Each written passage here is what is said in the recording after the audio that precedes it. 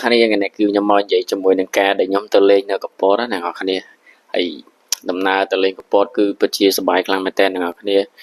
ហើយពេលហ្នឹងគឺយើងទៅពេលប្រហែលជាមិនភ្លៀងហើយអញ្ចឹងទៅហើយផ្លូវពីយើងវារិញទៅពាំងអំពៅវាអត់ហុយអញ្ចឹងណាអ្នកគ្នាទេសភាពវាក៏ស្អាតដែរព្រោះដោយសារទឹមមេទឹមវាទឹមភ្លៀងហើយខ្ញុំតែឃើញការពេលទៅដល់លេងនៅកពតថ្ងៃនេះគឺខ្ញុំសុំហើយគេបងខ្ញុំតិចដល់អ្នកគ្នាហើយចាំខ្ញុំដាក់វីដេអូឲ្យមើលម្នាក់តិចគឺសប្បាយខ្លាំងមែនតើអ្នកគ្នាគឺពួកគាត់បានញ៉ាំងកម្មវិធីធ្វើឲ្យសប្បាយគឺខ្ញុំផឹកអត់សូវឈ្នះគេទេអ្នកគ្នាដោយសារខ្ញុំផឹកខ្សោយហើយបងខ្ញុំគឺគាត់ប្រកែផឹកខ្លាំងមែនតើហើយពួកគាត់គឺធ្វើឲ្យកម្មវិធីសប្បាយមកហើយខ្ញុំទៅកពតហ្នឹងគឺទៅគេហៅតម្លាក់ចក្រានបងថ្លៃរបស់ខ្ញុំអញ្ចឹងណាបាទហើយក៏បានទៅ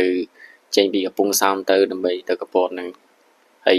មុននឹងទៅដល់ខាងផ្ទះបងថ្លៃគឺយើងបានចូលលេងកន្លែងច្រើនកន្លែងដែរអ្នកគ្នាច្រើនកន្លែងយើងចូលកន្លែងប្រាសាទអង្គរទូចហើយនឹងប្រាសាទព្រះវិហារនៅខាងអង្គរអញ្ចឹងណាហ្នឹងហើយចាំអ្នកនរគ្នាដឹងមកយើងបងថ្លៃខ្ញុំ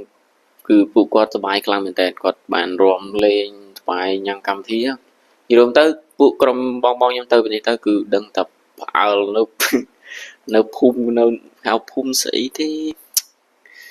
ខ្ញុំភ្លេចបាត់អ្នកនរគ្នា